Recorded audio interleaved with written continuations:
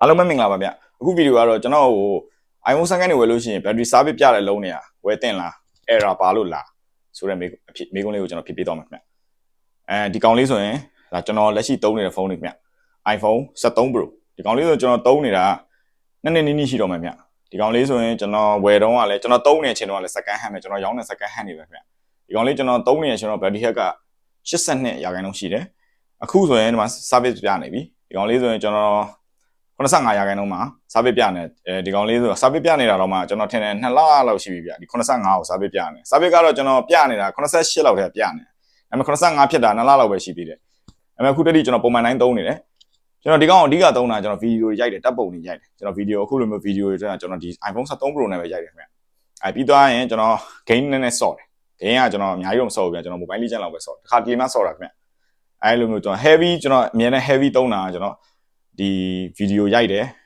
ဒီကျွန်တော်အဲ့လို edit လုပ်တယ်ဒီလောက်ပဲဗျပြီးရင် social media သုံးတယ်ပေါ့ဗျဒီဖုန်းကအဲ့မှာကျွန်တော်သုံးတဲ့အနေထား2နှစ်နီးလောက်မှာကျွန်တော်သုံးတဲ့အနေထားအကြောင်းဘက်တရီကအခုဆိုရင်900လောက်တော့ကျသွားပြီဘာ error မှမရှိဘူးဆိုလိုချင်တာကဗျာဒီဘက်တရီ service ပြနေလို့ဘာ error မှမရှိဘူးဘက်တရီ service က error မဟုတ်ဘူးဗျဘက်တရီ service ဆိုတာကကျွန်တော် Apple ကသူ့ရဲ့ဒီ software တွေထဲမှာတေချာကိုသူ့ဘာကိုထည့်ပေးတာသူ့ရဲ့ဒီ battery performance အနေငယ်ကျလာတဲ့အနေထားမှာသူကလဲတင်ပြီဆိုတဲ့ပုံစံမျိုးဒါ warning sign လေးပဲပြတာဘာမှဟိုပြဿနာမရှိဘူးဗျဘက်ထရီဥပမာ second hand တွေမှာကျွန်တော်တို့ဘက်ထရီ service ပြတဲ့ကောင်တွေကဥပမာကျွန်တော်တို့ပုံမှန်အလုံးက330ပေါက်တဲ့ second hand တစ်လုံးဆိုရင်ဒီလို service ပြတဲ့ကောင်တွေကဥပမာပေါက်ဈေးတဲ့2သိန်း3သိန်းတော့အနည်းဆုံးတက်တာနေတာမျိုးအဲ့လိုမျိုးလုံးနေဆိုတော့မိတ်ဆွေဝယ်တင်တယ်ကျန်တဲ့ဘာ error မှလည်းမရှိဘူးအကုန်ကောင်းတယ်ဆိုရင်ဝယ်တင်တယ်